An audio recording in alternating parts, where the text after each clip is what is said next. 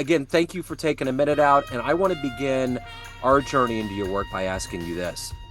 We're in a new year, but I think that the reverberations of COVID and living through that pandemic era is still a part of our lives right now. How much did you have to pivot, and how much did that time period change the way that you do things now?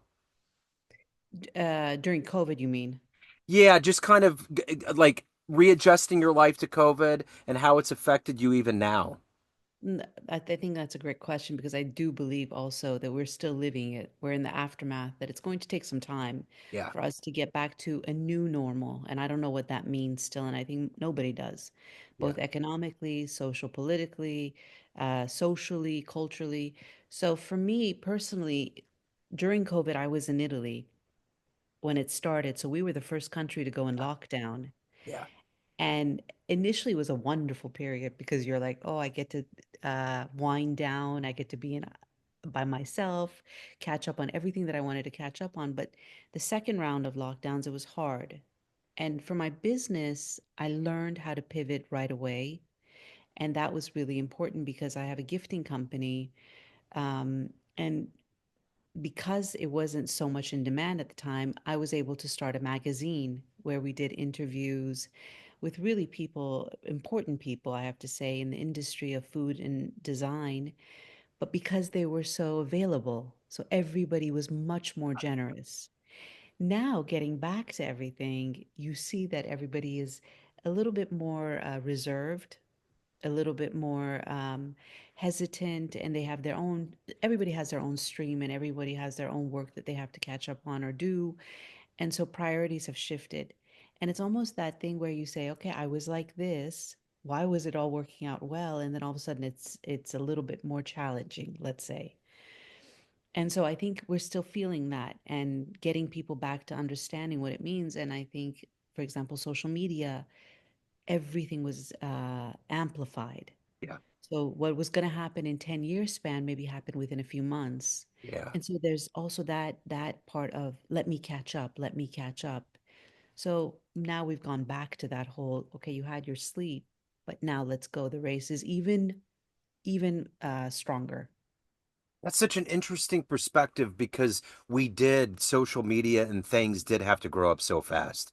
It was it was like aging like a president, and I joke around about that because we have our Amazon picture feed that comes up on our TV, and it's my photo feed, and I'm looking at all I got married in July of 2019, and then the pandemic happened. We Oh, moved and moved in January, and then boom, everything stopped. But we saw all these pictures from when we went on our honeymoon and all that, and how much younger we looked. And it's like everybody got the same treatment. I mean, we literally, like when you see Obama when he came in '08, and when you saw him when he got out, it was a different story. There was a lot of gray, a lot of new wrinkles, and that just kind of happened for all of us. We exactly. aged because it was weird because it wasn't like a few things were altered. Every single thing that we were used to as humans, in one way or another, got altered. Whether it was good or bad, it was just a different thing. Yes, exactly. Exactly. It was and I do that part about aging. I don't know what happened, but somehow we did. Yeah, We aged in a way where uh it's not even describable yeah, because it was all physical where okay, some people got healthier, some people started to work out more, some people a lot of people lost weight because then they dedicated themselves to it. But it was an aging that I think it was more emotional or yeah, mental, yeah, maybe. So I think that made a little bit of a difference too. And I feel that. I feel yeah. that today. So the other calamity that happened before this was the 9/11, and I was actually in Italy then. I was in the back of a water taxi when it happened, and I'd In flown to Venice. France in Venice. Yeah, so I flew to France, flew to Paris on the 4th of September. You know, of course, no one knew what was going to happen. So I ended up going from Venice to Cinque Terre, the poor man's Riviera. I went to Vernazza. And of all the places on the planet to be at that point, with everything being the way it was, I was like, wow, this was like just a paradise almost, you know? Yeah. So, yeah, it was wild. But I live in Milan. So okay, I'm between Milan and Los Angeles for work. okay, And I have to say, Italy has a way of almost, isolating you from the Uh-huh. entire world. Uh-huh. And hence the COVID, when they were the first country to say, you know what, we're blocking ourselves. Yeah. I have a jazz radio show, and there's a musician that has a really strong tie to Kansas City. His name is Roberto Magris, and he was there during it. I was talking to him in April, and he was like, just I could just feel the tension, and just he was, because he was such a relaxed guy, but he was just like, this is something we've never seen. Like Yeah. the because the epicenter in America was Seattle. That was where it kind of began in earnest. So all of these epicenters had very different stories from the way it unfolded in other places. So it was wild. The first time I went to Italy, I went to Milan. I landed. I got AAA through TWA. It was an incredibly cheap flight, so I was on standby the whole time. And I went when there was a furniture. I guess there was a big furniture convention, Yes. There's and a that was design yeah. show So that it was in happens. April. At, So my passport, which I thought it was great, the first time I ever traveled out was April 1st. And but yeah, I couldn't. I think when I left because I was on standby, um, something happened. I couldn't get a hotel. Like there was no hotels, so I had to sleep in yeah, the but if you airport. were there during Salon del Mobile, absolutely Yeah, there were no hotels. yeah. So I had to drink like two or three tall Heinekens, wrap all my luggage around me, and just try to fall asleep the best I could. Fun So, trip. yeah, it was interesting. It was the first time in Europe, so it was good. But so let's get to the heart and soul. There's a lot that goes into, you have a lot of titles and things going on, but let's boil it down to its essence. I'm going to put you in front of a bunch of grade school kids. It's career day, and one of the curious kids in the back of the room is like, "Hey, what do you do for a living?" How do you answer them? I share stories, and Okay. now I can expand on that, Yeah, right? absolutely, please. So my whole world is about storytelling, and I love to share the stories that are innate in us. So it's about bringing out the archetypes, and however that may look, because we all live our own stories within. No, it's a Yeah, Jungian psychology and a theory that we all have these personas that have influenced us, and our myths are the stories that we live at different parts of our lives. yeah, And so I love to go deep in that, delve into it, and share it with the world. And however that may be, whatever my medium may be, whether it's through my gifting company, which is Delish, that we curate gift boxes and we share it. But the gift boxes tell the story of whatever that food piece or that design object is, and then you open it and share it around the table, because I think the table is a place where most people get really intimate and there's nothing to block them other than their food. You just share the food. That's our common ground. yeah, So there's that aspect of it. And we also curate experiences around the table. Then I like to share stories through writing that has now entered the world of AI. So we started an AI consultancy about uh, almost a year ago, but I've been working personally with AI for about 2.5 years, and I love it. And I think it's such, as a matter of fact, I was on another show yesterday, and he asked me about how is it that the creativity part of it will go away. And I tend to disagree, because when I saw, for example, the painting behind you, to me it's so, there's so much to tell about it. yeah, Everyone can interpret it in such a different ways, from the colors and the shapes. And the same thing applies to AI. It's that creative part that becomes amplified, because we have to learn how do we want to communicate our story. So I used it for my company Delish, and I said, sometimes you lack maybe the words. Sometimes you lack the idea. You're in this myopic scenario where you can only see your business, and maybe you don't have the financial resources to hire 20 people to come and be your, let's say, bounce board where you bounce ideas. So you go in and you talk to, let's say, a chat GPT, and you say, you know what, why don't you tell me some ideas for 2025 where I can share my story of childhood and sitting around a table through a gift box? yeah, And chat GPT will come up with these ideas. So I love that part where I share pieces of my stories, my myths, as Jung said, from the different parts of our lives that we've been influenced by the travels, by the artists, by the exhibitions, by the music, and then we present it to the world. And hopefully, yes, there's the business side of it, but then there's that part where you leave a lasting memory.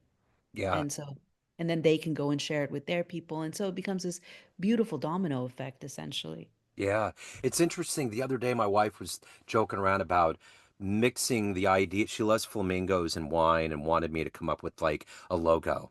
So I was messing around with AI last night and sent some samples. And she was like, no, no, no, no, I don't want any of this. I want what you're doing. And it's funny what you're saying because I think as much as we get entrenched in this digital world of being able to get things done at ease, we are all going to crave, I think, the human connection, the actual like thick globs that Van Gogh did on his canvas, and all of these things that are indicative of our human brains making something and translating it onto canvas. Absolutely. I absolutely agree with you. And I think that's why, for example, in our consultancy, it is about merging human imagination with AI innovation because you can't have one without the other. If you Yeah, don't know how to creatively or know yourself deeply to communicate with the AI, because the AI, still have to input it yeah, until you get that prompt and teach AI who you are. That's the creative side. yeah, So it's just a platform, a medium that we're using in order for us to be able to express ourselves. So I personally do not believe that it will take away our creativity, that it will uh, I mean, maybe, yes, people will have to learn to reinvent themselves like we have had to do many times in the history of the world. But for creativity, I do not believe it. And I think there's yeah. always going to be that human touch. Absolutely. So let's go back to the classroom and the question that was asked, but I'm going to have you be that age. What did you want to be when you grew up? What was your dream? Funny enough, it was to be a teacher. Okay. And and I've taught at the universities and I do guest speaking roles at universities and I love it. And I love that part of allowing the space for people to play around. So I think the most, your wife is a teacher, so she would know way better than I do. But I think the part is where the most memorable teachers I have are the ones that gave me my space to cultivate what is my inner talent, let's Yeah, say. And for me, my inner talent was always to draw this beautiful scene of a home and the table, and then always to tell the story about it. Like mom comes home, you go home, mom has made a beautiful meal, dad comes, we sit around the table, everybody's laughing, everybody's smiling. So allowing me to share this in this space of a teacher, which is something that I like to do also uh, through the interviews I do, or through the sharing on podcasts or guest speaking, is that story, that essence of where I hope what I've lived or what I've experienced will also teach you something. yeah, So it's funny now that you ask me these questions, it also makes me reflect on what is it that I wanted to be and yeah. how they're correlated. So take me back to where you were born and raised, and what were the foundational elements of being an entrepreneur, being a storyteller? How did these things get cultivated into you and grow into your career? So I was born in Iran in 1972. And then Okay. we left Iran in 1979. And for those of you that may or may not know, there was a revolution that happened. Yeah, So we were forced to leave the country.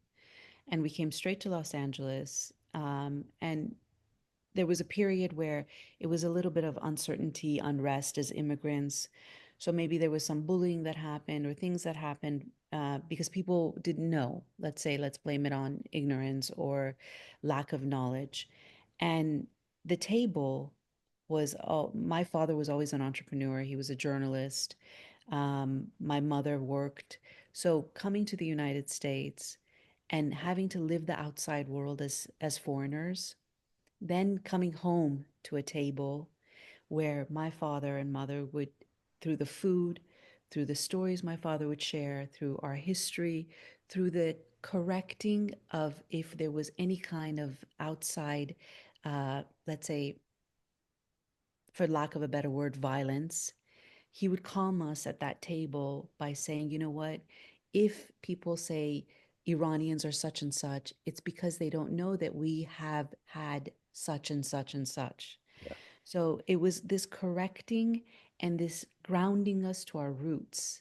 So it was and I to this day say I'm so grateful for the world that we lived because we have that essence, that depth, that root, and we have this beautiful influence of the Western culture, of the US culture, where it allows you to become anything you want.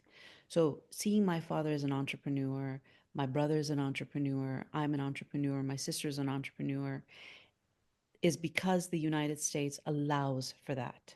So it gives you this wide, let's say, field, and it says, you know what, go get what you want. Yeah. You can do anything you want from 0 to 100 at any point of your life. Now I told you I live between Italy and LA, and I of course go back to Iran. So I'm multicultural, let's say, without sounding pretentious. Sure. Sure. But seeing Italians that they say, oh my God, I'm 32 and I need to sign a permanent contract to have a job, to get a house, to get married, to have my kids. And then I arrive to being 42 and that's it. My life is over. So this is something that I respect in this US culture that I want to embrace and that I bring into my world. The table tells my story, the journeys I've lived, the countries I've experienced, the cultures I've lived have shaped me into who I am today, which is this complex, multifaceted, let's say, individual that has taken pieces of everything that has been beautiful. And not all of it has been great because there's been a humongous amount of challenges. Yeah. Um, and today I'm able to sit here with you and share my story. So talking about your father and I was born in 72, so I remember that very well. Yeah. So I all of that was a part of my narrative. That had to be an enormous responsibility to keep everybody at bay and to keep his perspective holding all of that on his shoulders. So my question to you is this: who has been that hero for you? Who's been that bedrock for you in your life? Oh my God, I'm so happy you asked me this. It's my father. Yeah. And but I have to give this caveat in the middle. For many years, I had a very, very turbulent relationship with my father. And it's only in this past year that something transformed. Of course, this transformation doesn't happen overnight. It's Yeah. been this journey that you're not aware of it because you're living it. Yeah. But when you come out of it, you look back like a picture, like a movie, and you say, oh my God, this is everything that happened. So my father, he's a very, very strong man. He was courageous from the beginning of his life, and he came to United States without anything, but he knew he had to leave Yeah. with 3 kids and a wife, and we were 7, 5, and 3.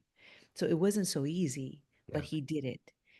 He, of course, had his challenges, his obstacles that he had to overcome, and somewhere along the line, I believe that I started to see parts of him that I didn't like in myself. And so this created this kind of animosity, this kind of like friction between us. But when I started to work on myself, and that's why I say entrepreneurship is more a journey of self-discovery rather than um, I mean, it has the numbers. Yes, I'm successful. I meet the numbers. The revenues are there. The profits are there. All that is there. Yes, wonderful. But you change as an individual. It's your growth because you have to be resistant. You have to be this. And so, paralleling that in the journey that I went through, I say, now I look at my father and I say, you know what? He did it. The beautiful parts of him I see because I accept those in myself. So it comes back to self-worth. And I don't want to get like deep and psychological Sure. here for your audience, but you look at these aspects and you say, looking at someone and seeing their beauty and seeing everything that's wonderful in them will then resonate with you, will then say, you know what, I'm that person too. So it's no longer about self hate or I'm not worthy or my self esteem is low. And then you project that on the other person and you hate them. So then you make peace with that and then you love them and you say, you know what, he actually is my hero. Yeah. He did it and I did it. Yeah. Yeah.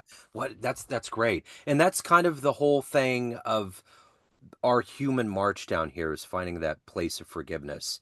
And sometimes it's hardest when the people that are closest to us, you Yeah. know?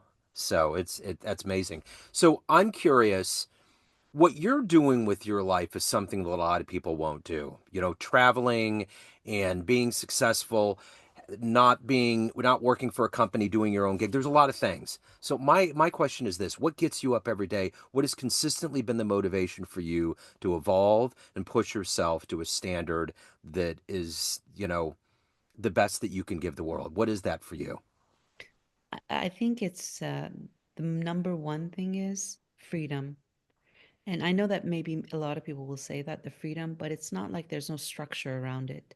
So I am still tied to my computer, my team, uh, the numbers that we talked about. Yeah. So it's not necessarily that kind of freedom, but it's the freedom where I can be creative, where I can say, you know what, let's not put restrictions on what can happen. So when you sit down to create your artwork, it comes from, I believe, a deep place where it is your soul. So you're Yeah. expressing something, and maybe you're not even aware of what you're expressing. And that's left for the audience to interpret. But and it's the same kind of thing in entrepreneurship for people that want to create. It's that urgency of creating something and leaving it for other people to say, wow, I enjoyed that. When I first started Delish, I remember thinking to myself, oh, it's just gift boxes. I mean, it's just a bottle of wine that you put with two glasses. People, I mean, what difference does it make? It's not making an impact. Then as I was, you do this self work and you go deep into your brand story, and I realized why, my why. It's around that table, it's around that safe haven, it's around the upbringing and all that. I was able to communicate that story. And then I realized my why and how important it was. So it's that need to share me and that parts of myself with people that gets me up in the morning that says, let's go create, let's do something more. Let's create a olive oil tasting where you bring in olive oil, but you say that olive oil isn't just from Italy, that Yeah. maybe Iran also produces Italy, Lebanon produces it, so on and so forth. And you go and share this story. So it's that. The wonderful thing about talking to you and talking to people that come to this country is that when you've lived here your whole life, you really need the perspective of what you talked about how great and abundant the opportunity for you to do what you want to do, the whole carpe diem thing. The thing that I find unfortunate about America in 2025 now is that for some, and we all know why, but this whole idea of immigration has gotten so vilified. I mean, and that's my question. When you think back to when you came here, it seemed like it was a whole different era of opening up the door, and it was a part of our fabric as a country. We welcomed everybody in. Because what is 100% American? There's not. My parents came from Italy. My grandparents, I should say, my great grandparents.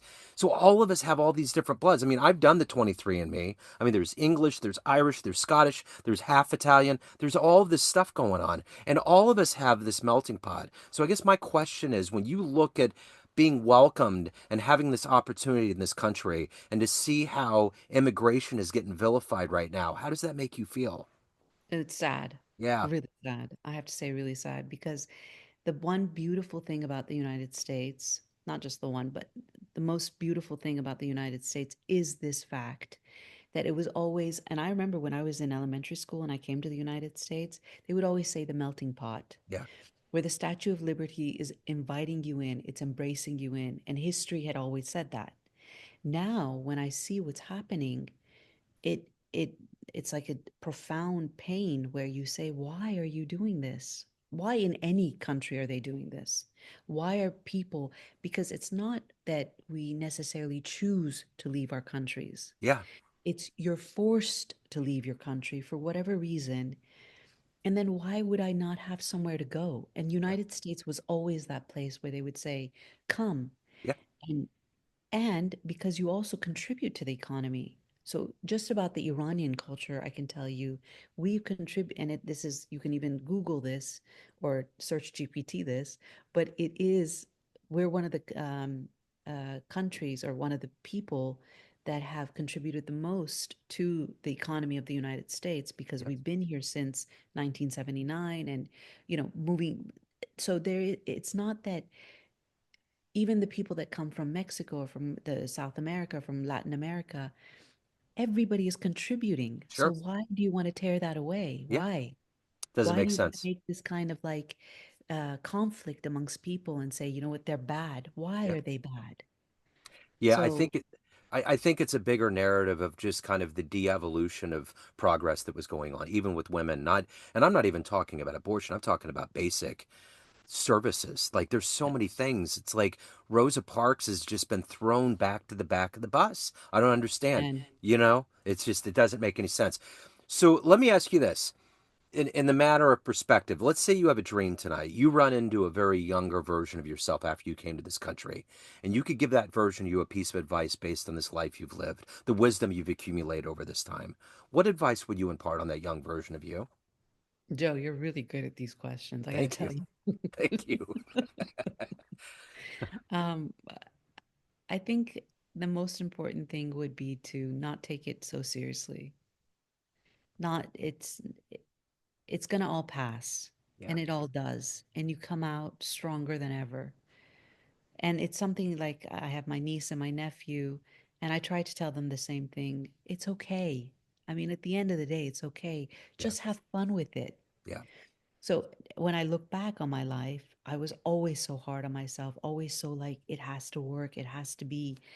And just recently, I started to say, you know what? It's okay if it doesn't. Relax, Mona. Give yourself a break. Yeah. So, had I done this earlier in life, um, everything would have been much easier for myself, Yeah.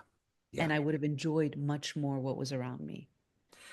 That's the amazing thing about growing old on this planet is you realize that like when I think back to 10 years ago, what was really bothering me, like there's a lot of things that I don't even remember. It's like it's temporal. All of it's so Exactly. temporal. So let me ask you this, of everything that you've accomplished and evolved into in your life, what are you the proudest of? I think I'm the proudest right now of making peace with myself. Yeah. Yes, because everything else happens. It's all a byproduct. But that journey of making peace with yourself, actually going deep. I was telling my brother the other day, I'm like, yes, I've been to hell. I've had tea and coffee with my demons. We enjoyed our time together, and then I left. Yeah. And so I think it's that. I've done it and I'm happy, and maybe I'll do it more, the journey. Yeah. But it's a beautiful journey. So of everything that you've had to do that you've done in your life, what's the biggest risk that you've taken? Moving to Italy, Yeah. uh, not for the first time I moved was for to do my MBA. So it was a university, so there was a structure and there was a need, a reason to go. Yeah. The second time I did it, it was because I just wanted to. So I Yeah. basically I quit my job in investment banking. I went there. I said, you know what? I'm just going to have fun. And then began my journey. So that was the riskiest. And at that time, I didn't know what was going to happen, but I knew I had to do it. Yeah. Actually, I knew I wanted to do it. Yeah. And what a beautiful I mean, there's just a, my relatives are from there, and that was one of the reasons why I went. In fact, the first time I went, had a pen pal in high school, and Oh, they had a family restaurant, and it was south of Florence in Castle Ferentio. And I remember going for the first time. I had to learn the language, and it was lira at the time, so it's all these thousands denominations. It was terrifying. Like, I mean, I was hiding it pretty well, but I was like, I'm going in because I didn't have a cell phone. I had a Pentax K1000, 31 rolls of film. I was just going into the belly of the lion. Let's see what we got, you know? we had the best time. I mean, Oh, God, we had a good, good life. Yeah, Our Generation Z X is phenomenal.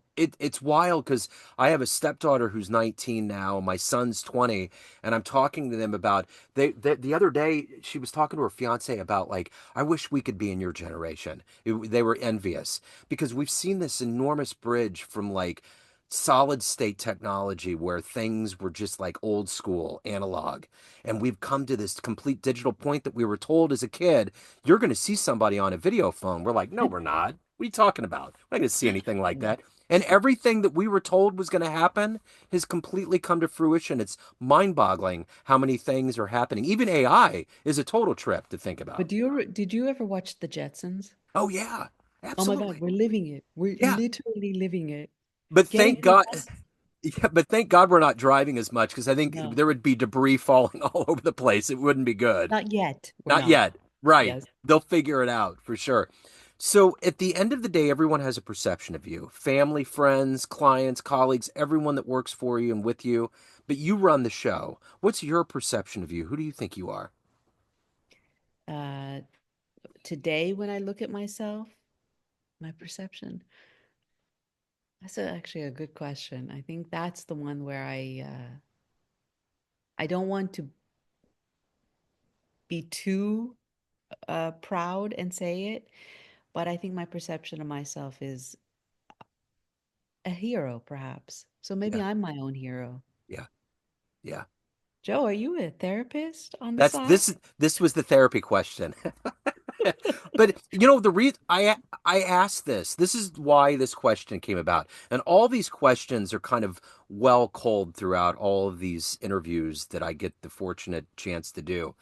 I was talking to a jazz musician at one point, and we were just talking about perceptions, and he had mentioned a professor of his that was the same with everyone. Maybe a little different with his wife and kids, not a lot, but he was kind of this equanimous guy that just like everything that he did. It's like I'm reading a book on Mr. Rogers right now, and there was all these perceptions about who he was, and he was really who he was. Like Tom Hanks acted him and said he was Yes, him. Everybody that knew him, his piano player Johnny Costa was a jazz musician, said the same thing. Everybody did. And it's very rare that you run into somebody that confident and that's that assured of themselves. So I've always find it interesting because we have all these different roles. Our kids see us in a different way, spouse, friends, all these people that are a part of the world, but ultimately we're the driving force behind the id, ego, superego, so to exactly. speak. So yeah, it tends to go into that therapeutic land pretty quick. But you're not a therapist, right? No, no, You no, just you're no. just intuitively insightful. Just I try. Yeah, I try to get to the marrow, the soul of things. I So, love it. yeah, it's kind of like painting. So, let me ask you this. If anyone, actually let me ask you one more question. Of all of these places that you've been able to travel to and see in your life, what was one of the most magically surprising places that you went to that you didn't expect was going to be that kind of a place? Istanbul. Okay. Istanbul. I went there, I think almost 15 years ago for the first time, and I never expected such a beautiful merger between the West and the East.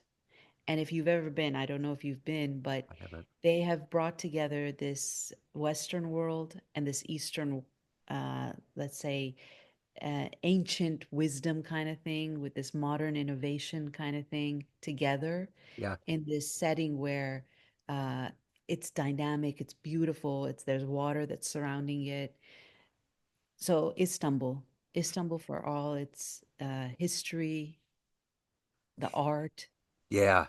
So isn't there in Turkey, isn't there like the coffee with the grounds you can turn Yes, yes, and and you read the coffee. They read you the coffee grains. the Yes, fortune, it's your fortune, right? Okay. yes. I have a very Oh, I distant love it. memory of that. And I remember like to me my art brain was like that would be really interesting to document on canvas if you got a good fortune, Oh something like yeah. that. It'd be kind of fun. Um so if anyone wants to learn more, reach out, and anybody out there that wants to get involved with any of your ventures, how do they do that? Uh, there's Delish, which is the gifting company, and we do bespoke gifting, and we also do bespoke experiences. aside from the experiences that we offer, which is from olive oil tasting, spice creating, stimulating memory through the spices that we did in Morocco. So we do these kinds of things, and that's delish.us. And then there's BlueApples.ai, which is the AI consultancy. Okay. Excellent. So, final question. Is there any part of you that's nervous about AI? Not at all. Not Okay. even a little bit. Not I even a little bit. Because for the first time in my life, in the 90s, I'm like, oh, this internet thing is going to go away. What is it? Uh, I mean, technology, the phones, the iPhones. I mean, for the longest time, I had my Motorola, and my father finally said, "You have to get an iPhone." yeah. So I'm not that person, but with AI, there's so much like hope. There's Yeah. so much good that can come out of it that if we start to dedicate ourselves more to the good, then the bad that everybody is afraid of will start to have less power, let's say. Yeah. So as human beings, we have that choice to dedicate ourselves to what we, let's say, quote unquote, good, and then, or to dedicate ourselves to, I don't know, the false news, the, all the, let's say, negative things that can come out of it.